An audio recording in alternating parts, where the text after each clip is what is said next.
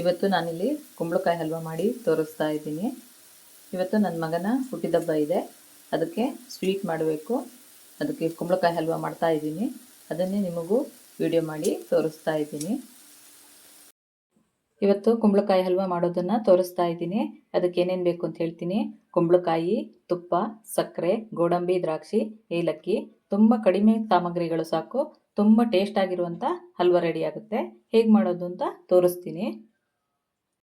ನಾನಿಲ್ಲಿ ತಗೊಂಡಿರೋ ಕುಂಬಳಕಾಯಿ 2 kg ಅಷ್ಟಿದೆ. ಅದಕ್ಕೆ 1.5 kg ಅಷ್ಟು ಸಕ್ಕರೆ ತಗೊಳ್ತೀನಿ.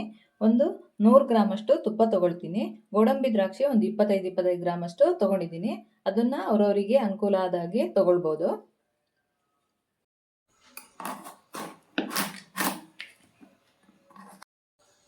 ಕುಂಬಳಕಾಯಿ ಹಲ್ವ ಮಾಡಲಿಕ್ಕೆ ಕುಂಬಳಕಾಯಿ ಹೆಚ್ಕೊಳ್ತಾ ಇದ್ದೀನಿ. ಈ ತಿರುಳನ್ನು ತೆಕ್ಕೊಳ್ಬೇಕು, ಸಿಪ್ಪೆನೂ ತೆಕ್ಕೊಳ್ಬೇಕು.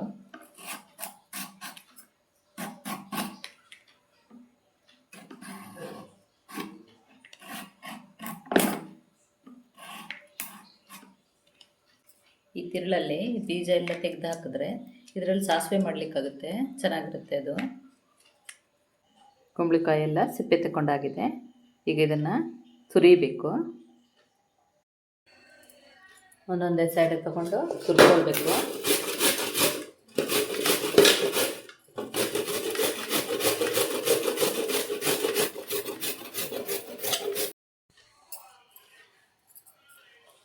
ಎಲ್ಲದು ತುರಿದಾಯ್ತು. ಇದನ್ನೀಗ ಬೇಯಲಿಕ್ಕೆ ಇಡಬೇಕು.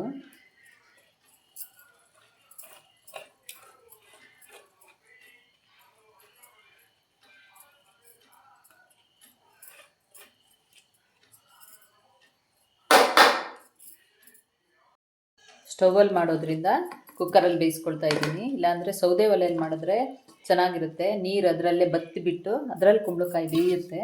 ಆವಾಗ ಟೇಸ್ಟ್ ತುಂಬ ಚೆನ್ನಾಗಾಗುತ್ತೆ.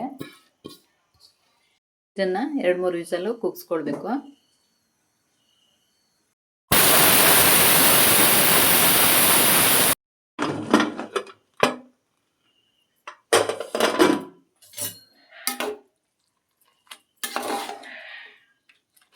ಚೆನ್ನಾಗಿ ಬೆಂದಿದೆ.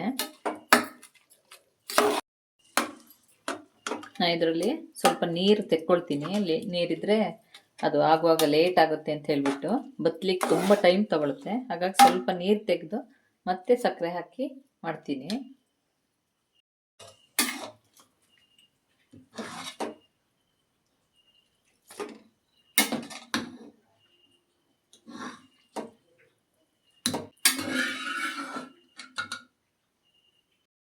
ಒಂದು 2 ಲೋಟದಷ್ಟು ನೀರು ತೆಗೆದಿದ್ದೀನಿ.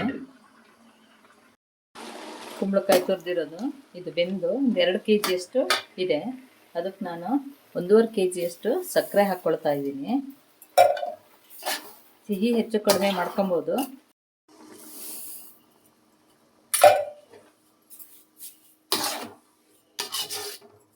ಇದಾಗ್ಲಿಕ್ಕೆ ತುಂಬ ಹೊತ್ತು ತಗೊಳುತ್ತೆ, ಟೈಮ್ ತುಂಬ ಬೇಕು. ನಿಧಾನಕ್ಕೆ ಕುದಿ ಬಂದು ಪಾಕ ಬರುತ್ತೆ.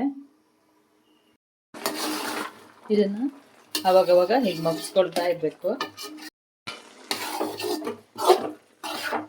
ನೀರೆಲ್ಲ ಬತ್ತಿದೆ.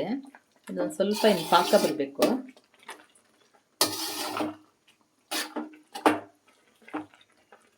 ಇನ್ನು ಅವಾಗವಾಗ ನೋಡ್ತಾ ಇರಬೇಕು, ಇಲ್ಲಾಂದರೆ ಅಡಿ ಹಿಡಿಯುತ್ತೆ ನೀರು ಬತ್ತಿರೋದ್ರಿಂದ.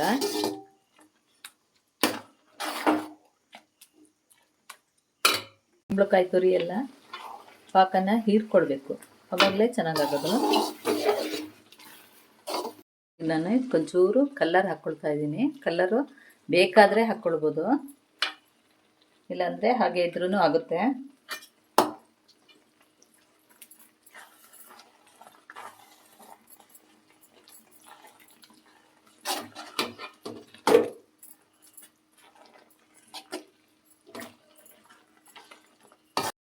ಇನ್ನು ಕೈ ಬಿಡದೆ ಮಗ್ತಾ ಇರಬೇಕು, ಇಲ್ಲಾಂದರೆ ಅಡಿ ಹಿಡಿಯುತ್ತೆ.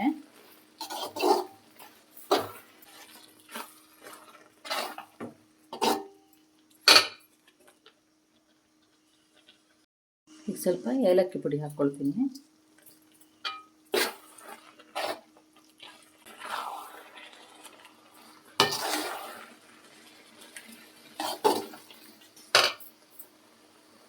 ಇದೀಗ ಚೆನ್ನಾಗಿ ಪಾಕ ಬಂದಿದೆ. ಈ ಟೈಮಲ್ಲಿ ತುಪ್ಪ ಹಾಕ್ಕೊಳ್ತೀನಿ. ನಾನು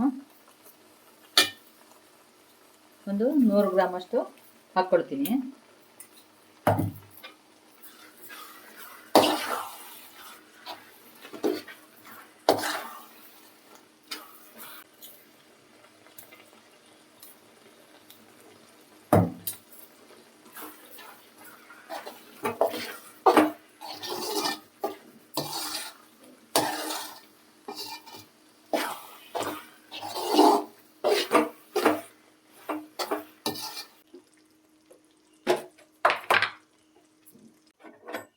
ಒಂದು ಬಾಣಲಿ ತುಪ್ಪ ಹಾಕ್ಕೊಳ್ತೀನಿ. ಗೋಡಂಬಿ ದ್ರಾಕ್ಷಿ ಹುರಿದು ಹಾಕ್ತೀನಿ ಅದಕ್ಕೆ.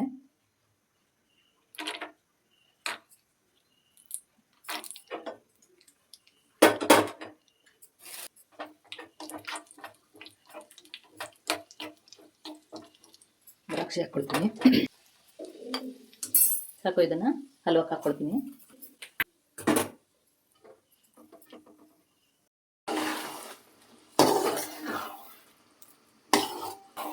ಸಾಕು, ಇದಾಗಿದೆ. ಚೆನ್ನಾಗಿ ಪಾಕ ಬಂದಿದೆ.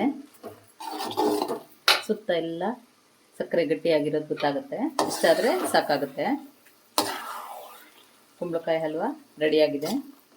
ಕೆಲವರು ಇದನ್ನು ಕಾಶಿ ಹಲ್ವ ಅಂತಾರೆ. ಇದನ್ನು ಮಾಡೋದು ಈಸಿನೇ, ಆದರೆ ಟೈಮ್ ತುಂಬ ತಗೊಳುತ್ತೆ.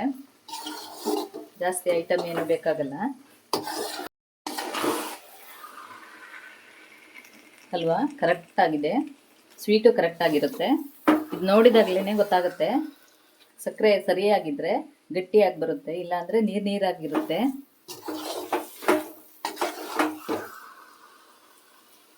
ಇಷ್ಟೊತ್ತು ಮಗ್ಚಬೇಕು. ನಾನೊಂದು 1 ಗಂಟೆ ಕಾಲ ಮಗ್ಚಿರ್ಬೋದು. ಅಷ್ಟು ಮಗ್ಚಿರೋದ್ರಿಂದ ಇಷ್ಟು ಚೆನ್ನಾಗಿರೋ ಹಲ್ವ ಆಗಿದೆ.